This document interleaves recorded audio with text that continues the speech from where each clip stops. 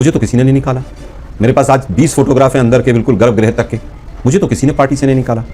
कुछ समय निकल जाएगा, जब यूज एंड थ्रो बीजेपी कर देगी तब उनको समझ आएगा। और जो भुनाना चाहती है प्रभु राम के नाम को, वो भी बीजेपी है, उसके अलावा कोई पार्टी नहीं। हमारे इष्ट हैं प्रभु राम। विपक्ष अपना मानसिक संतुलन खो चुका है गौरव जी। अब ममता बनर्जी एक मुख्यमंत्री है, उनको शोभा देता है ये बात बोलना? लॉ एंड ऑर्डर किसकी जिम्मेदारी होती है? मुख्यमंत्री की। रामनवमी पे हिंदू प्रोसेशन नहीं निकालेगा तो कब निकालेगा? यही कारण हुआ कि उत्तर प्रदेश से साफ हो गए, अब बंगाल में भी साफ हो गए, क्योंकि जो पार्टी अपने कार्यकर्ताओं की हत्या पे मौन रहेगी उसको राजनीतिक दल कहलाने का हक नहीं है। इसी तरह साफ होते जाइएगा, अपने कार्यकर्ताओं के हत्यारों के साथ अगर खड़े रहिएगा ना, हर स्टेट में साफ हो जाएगा। आप लोगों ने देश का सत्यानाश कर दिया है, ठीक है, इसलिए आने वाले 30-40 साल तक आप नहीं आने वाले। दोस्तों नमस्कार, स्वागत है आप सभी का। आप देख रहे हैं एसके डिबेट। रामनवमी का त्योहार बस आने ही वाला है। अयोध्या में रामलला की प्राण प्रतिष्ठा के बाद ये पहली रामनवमी है, लेकिन इसी रामनवमी के नाम पर एक तैयारी 2024 के राज तिलक की भी हो रही है। पश्चिम बंगाल की मुख्यमंत्री ममता बनर्जी ने आरोप लगाते हुए कहा कि बीजेपी 17 अप्रैल को रामनवमी पर सांप्रदायिक भावनाएं भड़काएगी। बीजेपी दंगे भी करा सकती है। आप लोग राम नाम करो, दंगे मत करो। इस पर बीजेपी ने ममता बनर्जी पर जोरदार हमला बोलते हुए कहा कि आखिर सीएम को दंगे के बारे में कैसे पता लगा। दूसरी ओर प्रधानमंत्री मोदी ने कांग्रेस पर जोरदार हमला बोलते हुए कहा कि राम मंदिर से इतनी नफरत। इतना ही नहीं, उन्होंने आगे कहा कि कांग्रेस के मन में इतना जहर भरा है कि राम मंदिर के प्राण प्रतिष्ठा में जाने वाले पार्टी के कुछ नेताओं को 6 साल के लिए पार्टी से ही निकाल दिया। अब ये राजनीतिक लड़ाई हिंदू मुसलमान तक भी जा पहुंची है। बीजेपी ने कांग्रेस के घोषणा पत्र को मुस्लिम लीग से जोड़ दिया है। इस पर कांग्रेस पार्टी ने पलटवार किया। कांग्रेस ने कहा कि 10 साल के बाद पीएम मोदी को अपना रिपोर्ट कार्ड देना चाहिए। अपना काम गिनाने के बजाय पीएम मोदी हिंदू मुसलमान कर रहे हैं। इसकी शिकायत कांग्रेस ने चुनाव आयोग से भी कर दी है। आज की डिबेट इन तमाम मुद्दों पर होने वाली है। बीजेपी की तरफ से डॉक्टर अजय आलोक हैं और आलोक शर्मा कांग्रेस पार्टी की तरफ से हैं। दोस्तों वीडियो बहुत शानदार होने वाली है। आपसे अनुरोध है वीडियो को अंत तक जरूर देखें। वीडियो पसंद आए तो लाइक करें, शेयर करें, कमेंट करें और मेरे चैनल को सब्सक्राइब करें। चलो दोस्तों मेन डिबेट स्टार्ट करते हैं। चलिए शुरू करते हैं। ये कह रहे हैं टीएमसी की बातों पर भी आप चुप हैं, आरजेडी की बातों पर भी चुप हैं, और आप पर तो आरोप लगा ही रहे कि जो राम की प्राण प्रतिष्ठा में गए उनको आपने पार्टी से निकाल दिया, और आज आप इन पर हिंदू मुसलमान करने का आरोप लगा रहे हैं।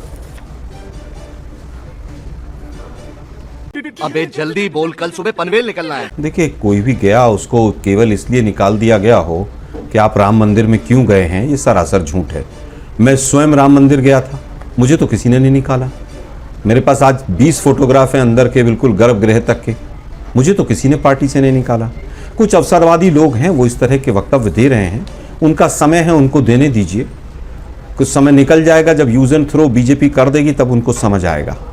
पर राम मंदिर के लिए तो अगर किसी ने भी स्टैंड बदला तो बीजेपी है। जब रथ यात्रा निकाल रहे थे तो तब कहते थे न्यायालय और का कोई काम नहीं है, इसमें तो आस्था का विषय। फिर कहा कि नहीं, हम संसद से पास कराएंगे, हमें बहुमत दे दो। जनता ने बहुमत दे दिया। जब बहुमत दे दिया तो कहने लगे ये तो न्यायालय का, सुप्रीम कोर्ट का मैटर है। तो यू टर्न तो अगर किसी ने भी लिया है तो बीजेपी ने लिया है। हमने पहले दिन से कहा कि न्यायालय जो फैसला करेगा उसको स्वीकार करेंगे, और न्यायालय ने जो फैसला किया पूरे देश ने और कांग्रेस पार्टी ने सबने स्वीकार किया। अगर किसी ने यू टर्न लिया तो बीजेपी थी, और जो भुनाना चाहती है प्रभु राम के नाम को, वो भी बीजेपी है, उसके अलावा कोई पार्टी नहीं। इनके अलाइज भी नहीं है। इनके अलाइज भी ये नहीं कहते कि हमने राम मंदिर बना दिया इसलिए वोट दे दीजिए, और ना ही बीजेपी ने बनाया। उस कोर्ट केस में भी ना बीजेपी पार्टी थी कहीं पर भी। अब मुद्दा है कि बीजेपी की तरफ से क्या वक्तव्य आ रहे हैं। मोदी जी कह रहे हैं कि भ्रष्टाचार जो है उसको मैं समाप्त करूंगा।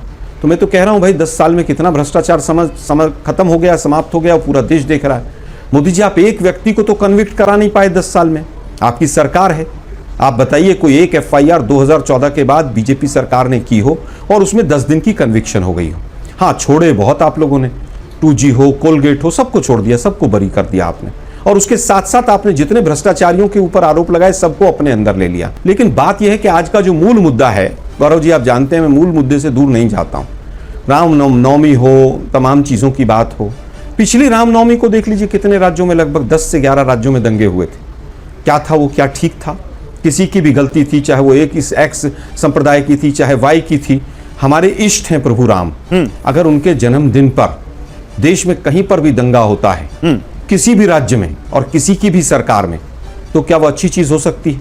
अजय आलोक, शुरुआत आपसे। रिपोर्ट कार्ड नहीं है आपके पास कुछ बताने के लिए नहीं है, इसलिए हिंदू मुसलमान और रामनवमी कर रहे हैं यहां पर, यह विपक्ष का आरोप आपके ऊपर। विपक्ष अपना मानसिक संतुलन खो चुका है गौरव जी। रिपोर्ट कार्ड तो हमारे इतने हैं कि हम सुबह से बताना शुरू करें तो कम से कम 24 घंटे लगेंगे, इतने रिपोर्ट कार्ड है। विपक्ष भी जानता है और विपक्ष मानने को तैयार ही नहीं है कि 10 साल में इतने काम कैसे हो सकते हैं।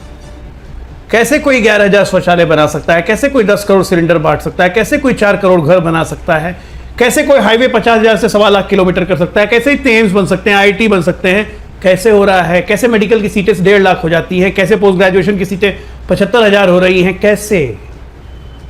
कैसे डिजिटल इकोनॉमी में हम नंबर 1 हो गए हैं, कैसे हमारा GDP $3.8 ट्रिलियन हो गया है, कैसे हम 5 मोस्ट फ्रेजाइल से 5 most wanted economy of the world बन चुके हैं। सब चीज सोचते सोचते विपक्ष ने अब डेवलपमेंट के मुद्दे पे बात ही करना बंद कर दिया। अब इनका मुद्दा घूम फिर के आ जाता है। ममता ने कहा रामनवमी आएगी, मतलब वो पहले से हिंदुओं को डरा रही है कि रामनवमी पे जो प्रोसेशन निकलेगा मत निकालना, वरना फिर से हम अटैक करवाएंगे जैसे पहले करवाती थी। और उस पर कांग्रेस पार्टी चुप है। अधीर रंजन बोल रहे हैं कि ममता बनर्जी रामनवमी के प्रोसेशन पे हमला करवाएंगी, लेकिन कांग्रेस पार्टी चुप है। ये देखिए, ये सेलेक्टिव दोगलापन है कांग्रेस पार्टी का। क्यों नहीं बोल रही है कांग्रेस पार्टी जब अधीर रंजन बोल रहे हैं तो? अब ममता बनर्जी एक मुख्यमंत्री है, उनको शोभा देता है ये बात बोलना? लॉ एंड ऑर्डर किसकी जिम्मेदारी होती है? मुख्यमंत्री की। रामनवमी पे हिंदू प्रोसेशन नहीं निकालेगा तो कब निकालेगा? हम तो किसी प्रोसेशन पे कोई हिंदू कभी आपने हमला करते हुए सुना है? हिंदुओं के प्रोसेशन पे हमला हो जाता है। प्रधानमंत्री जी ने कहा, क्यों कहा कि इनको राम मंदिर से दिक्कत है? तेजस्वी यादव कहते हैं भूख लगेगी तो मंदिर जाओगे, अरे वहां खाना नहीं मिलेगा, उल्टे दाम में पैसे मांग लेंगे। ये इनकी सोच है राम मंदिर के बारे में। ठीक है, तो प्रधानमंत्री क्यों ना बोले? सवाल सुनिए। अब आप दीदी अगर आगाह कर रही हैं तो ये मुख्यमंत्री की जिम्मेदारी नहीं है कि अपनी एजेंसियों को इनपुट दे और उन लोगों को जो साजिश कर रहे हैं उनको पकड़े? फिर दंगा हो जाएगा, उसके बाद पकड़ेंगे? नहीं, TV9 को नहीं, एक मिनट TV9 को भाई, दंगा जनता में होता है, 2 पक्षों में होता है, 3 पक्षों में होता है। अगर वो जनता में जाकर उनको आगाह कर रही है कि भाई किसी के बहकावे मत आना, लड़ाई मत करना, तो क्या मुख्यमंत्री का फर्ज नहीं है वो? नहीं। और अगर उन्होंने इनपुट दिए हैं कि नहीं, ये TV9 को कैसे पता कि उन्होंने इनपुट नहीं दिए? हो सकता है उन्होंने अपनी जांच एजेंसीज को, अपनी इंटेलिजेंस एजेंसीज को इनपुट दिए हो सकता है इनपुट उन्हीं से आए हो। तो मैं वही कह रहा हूं, आप निष्कर्ष देकर आप जज मत बनिए। ऐसा क्यों नहीं होना चाहिए, ऐसा उनको ऐसा क्यों नहीं करना चाहिए? मैं बिल्कुल किया कि नहीं किया ना मुझे पता। मैं फिर ये कहना चाहता हूं कि हम जज ना बने। अगर सवाल पूछना है तो सवाल पूछें, अपनी कोई स्टेटमेंट भी देनी है तो स्टेटमेंट भी दें, लेकिन केवल वो विपक्षी हैं इसलिए हम केवल कटघरे में खड़ा करें, ठीक नहीं। मेरे तीखे सवाल हैं। क्या हाई कोर्ट के जज को दिल्ली में नहीं बदला गया था? तमाम मीडिया हाउसेज में थू नहीं हुई थी बीजेपी की? जवाब दीजिए अजय आलोक, जवाब दीजिए। अब आलोक, अजय जी और एक नेता का क्या वक्तव्य आया? आलोक शर्मा जी, अब अजय आलोक आपकी बात का जवाब देना चाहते हैं, सुन लीजिए अजय आलोक। आलोक भाई, आपको भी याद होगा कि 2007 में मऊ के जो दंगे हुए थे, उसको भी हाल में विजुअल चला रहे थे जब मुख्तार अंसारी मारा गया था। उस दंगों में कैसे मुख्तार अंसारी पुलिस की जीप में बैठ के सबको रेटॉर्ट कर रहा था कि हिंदुओं को मारो, भगा दो यहाँ से, किसी को डरने की जरूरत नहीं है। ये तो आपने देखा, पूरे देश ने देखा मुख्तार अंसारी का वो वीडियो, पुलिस की जीप में बैठ के हिंदुओं को धमकी देने वाला वीडियो। मुलायम सिंह यादव की सरकार थी। उसी मऊ दंगे के लिए योगी आदित्यनाथ जी गए थे मऊ में हिंदू पीड़ितों को देखने के लिए, जिस पर मुलायम सरकार ने उन पर दंगों का आरोप लगा दिया। पॉलिटिकली मोटिवेटेड केसेस को आप दंगों का केस कहेंगे? वहां वो भड़काने गए थे दंगे। उल्टा राज्य सरकार ने उनकी वहां पे हत्या की साजिश कर दी थी, जिसपे पार्लियामेंट में आके वो रोए थे। कांग्रेस की सरकार थी, संरक्षण मांगा था स्पीकर से, और स्पीकर ने आश्वस्त किया था कि आपको संरक्षण मिलेगा। क्या बात कर रहे हैं? मतलब कोई सी बात तो कहीं पर जोड़ देंगे। उस प्रदेश मुख्यमंत्री का नाम बताओ जिस प्रदेश में आपका स्टूडियो। मायावती की सरकार। अरे उस मुख्यमंत्री के आने के बाद 2017 में आज तक यूपी में दंगों का डी भी नहीं हुआ। किसी की हिम्मत नहीं हो सकती है दंगों का डी करने की। और उस मुख्तार अंसारी को आप लोग सॉलिसिट करते थे।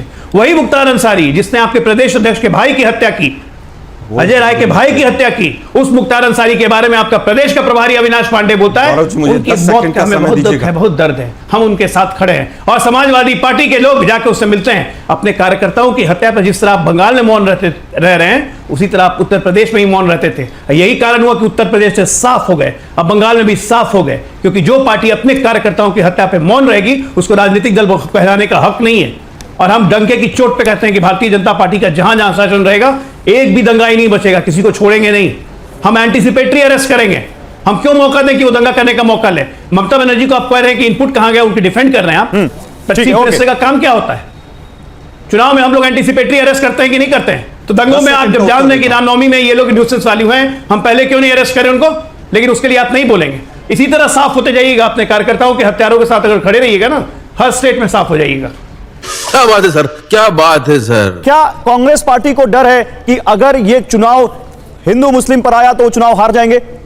जो भी चीज संविधान के अगेंस्ट होगी उसका कहीं ना कहीं देश नुकसान और खामियाजा भुगतता है लंबे टर्म्स में। जो लोग ईद और शमशान और कब्रिस्तान और होली और दिवाली और 80 और 20 की राजनीति करते हैं, वो लोग दुर्भाग्य से आज संवैधानिक पदों पर बैठे हैं। तो देश के लिए डर जरूर है। आप लोगों ने देश का सत्यानाश कर दिया है। ठीक है, इसलिए ओके। आने वाले 30-40 साल तक आप नहीं आने वाले। मजा आया। देखा दोस्तों, आपने डॉक्टर अजयालोक और आलोक शर्मा दोनों को सुना। आप किसकी बात से सहमत हैं? दोस्तों, वीडियो को लास्ट तक देखने के लिए दिल से धन्यवाद। और वीडियो के बारे में आपकी क्या राय है कमेंट सेक्शन में कमेंट करके बताएं। और अगर वीडियो पसंद आई हो तो लाइक करें, शेयर करें, कमेंट करें और मेरे चैनल को सब्सक्राइब करें। चलो दोस्तों, मिलते हैं अगली वीडियो में। जय हिंद, वंदे मातरम, जय श्री राम।